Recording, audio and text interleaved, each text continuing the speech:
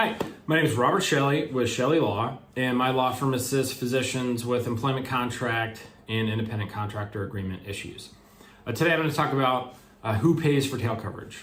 So the first thing to do is identify what type of medical malpractice policy you have. And so if you are a physician, it's very likely you'll have either a claims-made policy or an occurrence-based policy.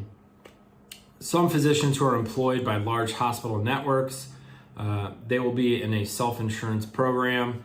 And in that scenario, you likely won't have to worry about tail insurance at all. The employer will handle all of that. So I'm just going to stick to occurrence-based or claims-made coverage first, and then we'll get into who can actually pay or should pay for tail insurance. So if you have an occurrence-based policy, tail insurance is not necessary.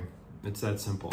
An occurrence-based policy simply means a claim, or the policy must be in effect when the incident occurred.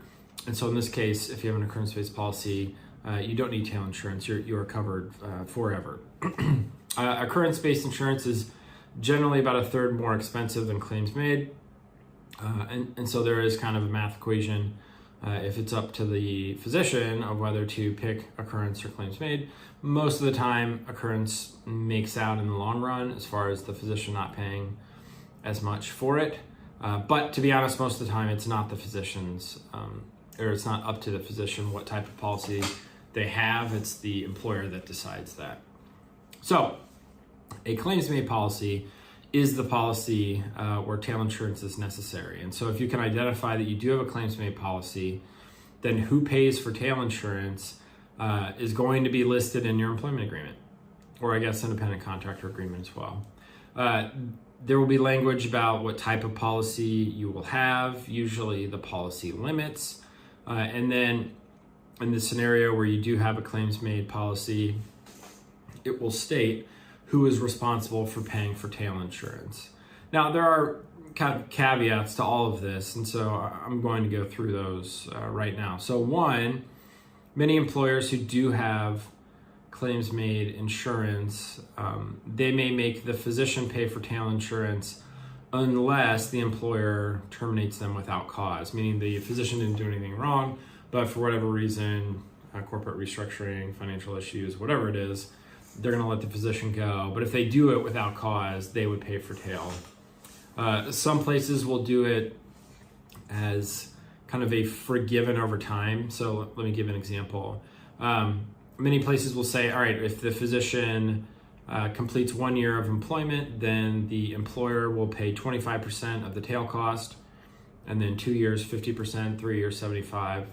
If they're there for 4 years, then the employer will pay for the entire amount. That's one thing we've had success with when an employer is not going to agree to pay for the entire amount. But if they can kind of step it up over time, that's fair both to the employer and to the physician. Now, if it's not listed in the employment contract, it really is up in the air of who's going to be responsible for it. It's a key term to most agreements, and so you need to make certain that it is in the contract and states clearly who is responsible for the payment. Now, tail insurance costs about twice what your annual premium is. So different specialties have different annual premium costs. Annual premium is just what you pay to be insured on an annual basis. So you need to identify what policy you have, what your annual premium is, and then if you're responsible for tail, then just double whatever your annual premium is, and that's a good kind of indication of what you'll have to pay for tail insurance. It's a one-time cost. You don't have to pay it every year, and then there are different lengths that you can choose. Obviously, an unlimited length is going to be a little bit more expensive than if you do, a 2-year tail. But so that's who pays for tail insurance. It depends based upon the language in your contract. If you have any questions about tail insurance, feel free to contact my law firm at the phone number listed below in the description. You can reach us through our website listed below as well. I appreciate you watching the video. Thanks.